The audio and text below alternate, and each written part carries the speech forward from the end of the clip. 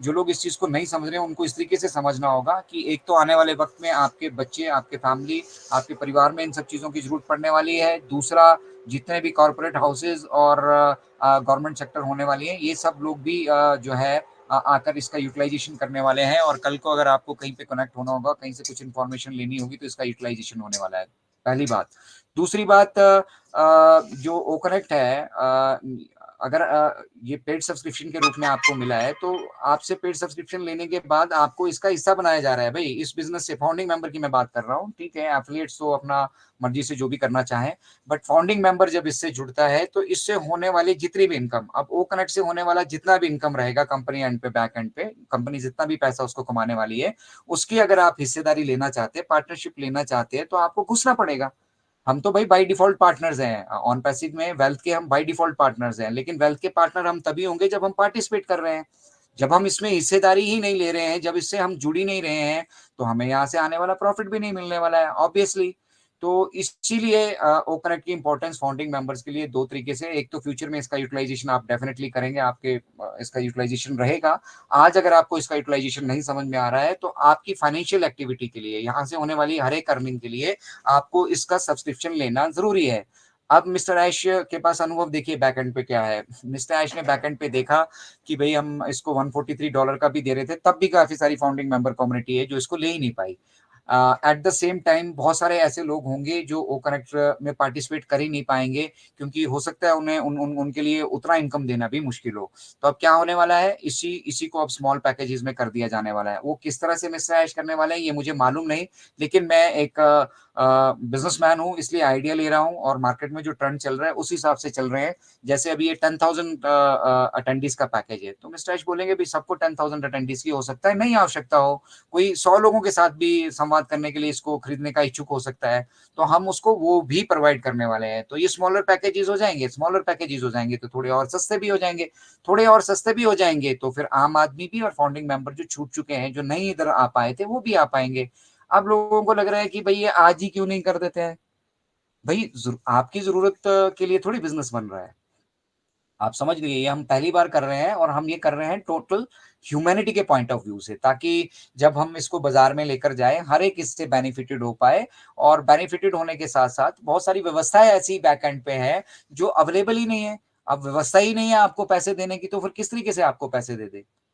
India में अगर किसी को पैसा लेना है, मैं एक सिंपल सा फंडा समझाऊंगा, हर एक दुनिया में आप जितने भी देशों में जाएंगे उन सभी का एक सेंट्रल बैंक होता है, ठीक है? तो इंडिया में जो सेंट्रल बैंक है that is reserve bank of India, वो रिजर्व बैंक ऑफ इंडिया है जो इंडिया का सेंट्रल बैंक है हमारा, ठीक है? तो इंडिया में अगर हम फॉरेन की कोई भी करेंसी लेकर आने आना चाहते हैं, तो उसके लिए वहां पे एक हमारा मतलब वो लिखित में करार है, जिसको आरडीए हम बोलते हैं, रुपए ड्राइंग अरेंजमेंट। अब रुपए ड्राइंग अरेंजमेंट में कुछ फाइनेंशियल कोड्स बने हैं, ठीक है? और वो फाइनेंशियल कोड्स किस हिसाब से बने हैं, जिस हिसाब से यहाँ पे अभी व्यवस्था है, ठीक है? उनके अलावा मिस्टर ऐश, जो आपको मिस्टर ऐश तो आपको रेगुलर देना चाहते हैं, अब वो किस वो किस फाइनेंशियल कोड में आता है, ठीक है? उसकी व्यवस्था ही नहीं है यहाँ पे। अगर व्यवस्था ही नहीं है, तो इसका मतलब अगर आप पैसे यहाँ पे क्रिप्टो के थ्रू ले भी लेते हैं, किसी और माध्यम से ले भी लेते हैं, तो दैट इज इलीगल। क्योंकि आप जो हमारे सेंट्रल बैंक है, आप सेंट्रल बैंक की पॉलिसी को मीट करके आगे नहीं बढ़ रहे हैं। आपके पास रुपए ड्राइंग अरेंजमेंट में जो कोड्स बने हुए हैं, भैया ये पैसा आ रहा है, दान का आ रहा है तो उसके लिए अलग से कोड बना है, डोनेशन आ रही है उसका अलग से बना है, ठीक है? आपको एजुकेशन के लिए आ रहा है उसका अलग से कोड बना है, आपका आईटी फील्ड से कहीं आ रहा है, जैसे यूट्यूब में जो लोग यूट्यूब का अच्छा काम कर रहे हैं, जिनको यूट्यूब से पैसा आता है, तो उनको वो एडवर्टीजमेंट के कोड से पैसा आता है, इनकम फ्रॉम एडवर्टीजमेंट। तो आपका वो इनकम किस सोर्स से हो रहा है? अब ऑन पैसिव जो सोर्स जनरेट कर रहा है इस इनकम का, तो कभी पीछे से कभी कोई बात हुई नहीं, किसी ने बांटने की सोची ही नहीं।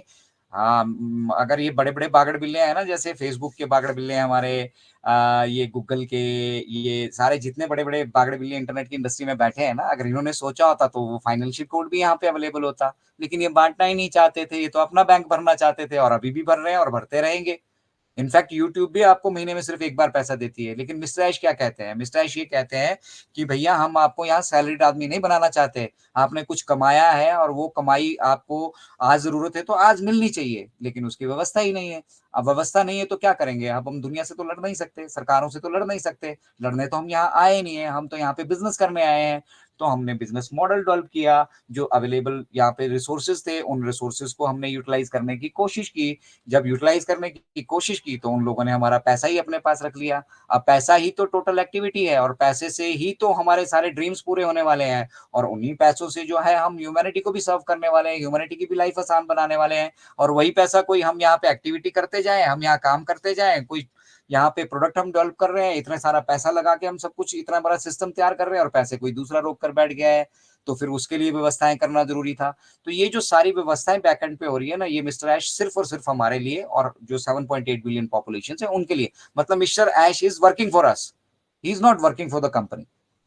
वो हमारे लिए काम कर रहे हैं, वो हमारे लिए वो कितनी आसानी से सुविधा से एक ऐसा सिस्टम एक बार तैयार कर देंगे, जिसपे सभी सरकारों की इजाज़त होगी। इंडिया का हमारा रुपए ड्राइंग अरेंजमेंट में उसका प्रोविज़न होगा, फाइनेंशियल कोड होगा, आसानी से हमारे पास वो पैसा आने वाला है और वो एक बार थोड़ी आना है। आपको क्या लगता है ऑन पैसिव से आपको सिर्फ़ ये जो विथड्रॉल्स आपके आए, मिल गया, आपका काम खत्म हो गया? या ये जो कमीशन्स आपको पैकेजेज़ पे आएँगी, जब पैकेजेज़ बाई होंगे तभी आपको जो मिलेगा उतने में काम खत्म हो गया? यहाँ पे मल्टीपल सोर्सेस से आपको इनकम आने वाली है और वो मल्टीपल सोर्सेज जो जितना सा मेरा ज्ञान है, जितना सा मैं पढ़ा लिखा हूँ, बहुत ज़्यादा ज्ञानी या विद्वान मैं नहीं हूँ, ठीक है? बस थोड़ा-सा शिक्षा मैंने हासिल की है यहाँ पर बैठकर और एज़ ए सेवक, ऑन पैसिव के सेवक की तरह हम मैं आप सभी के साथ वो शिक्षा जो मैंने ग्रहण की है, उसको शेयर करने की कोशिश कर रहे हैं हम लोग। इनफैक्ट जितने भी हम यहाँ पर चाहे हम पैनल पे बैठते हैं या आप सभी जो हमारे साथ जुड़ते हैं, हम थोड़ा-सा शिक्षित होने यहाँ पर आए हैं, शिक्षा की थोड़ी-सी कमी है। एजुकेशन पे कोई भी आप देखेंगे, चाहे आप लीडरशिप की बात ले लो, कोई भी ले लो, उनको किसी से कुछ लेना-देना नहीं है, ठीक है? उनको वो शिक्षा पे फ़ोकस कर ही नहीं रहे हैं। अगर हमारे फाउंडर शिक्षित होंगे, उन्हें पता होगा कि किस-किस तरह की व्यवस्थाएँ यहाँ पर हो रही है और किस-किस तरह की व्यवस्थाओं से, किस-किस तरह के चैलेंजेस से मिस्टर ऐश बैकएंड पे फाइट कर रहे हैं, तो आपका विज़न, मिशन ऑटोमैटिकली क्लियर होगा। भई हम पहली बार कर रहे हैं, तो हमें लड़ना तो पड़ेगा। अच्छा, फिर हम बेसिकली लड़ने ही तो नहीं आए हैं ना यहाँ पर, हम तो सॉल्यूशंस लेने आए हैं यहाँ पर, कि दुनिया को हम किस तरह से वो सॉल्यूशन दे पाएँ और जो नहीं है वही करने हम आए हैं।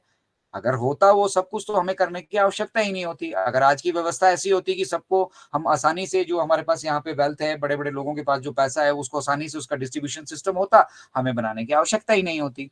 तो ये सिस्टम एक्ज़िस्ट करता नहीं है, हमें बनाना पड़ेगा और जब हम कुछ नया करने जाते हैं तो आपको मालूम होगा, आप भारतवर्ष की बात ले लीजिए, आप कहीं की भी किसी भी कंट्री में, किसी भी देश में चले जाइए, कहीं पे भी चले जाइए, आप कुछ भी नया करने की कोशिश करेंगे तो आपकी टाँग खींची जाएगी।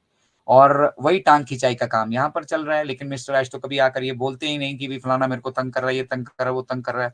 वो तो सीधा ये कहते हैं कि भैया आप इत्मीनान से जो आपको चीज़ें यूटिलाइज़ करने के लिए मिली हैं, उनको यूटिलाइज़ कीजिए और जो यहाँ पे आपको सीखने के लिए मिल रहा है ना, उसको सीखिए। ठीक है? ये सीखने-सिखाने का दौर है और ये दौर दोबारा से आप लौट कर आपकी लाइफ़ में नहीं आने वाला है, ठीक है? फेसबुक कभी नहीं आती है आपको सिखाने के लिए या फेसबुक के कोई वेबिनार, सेमिनार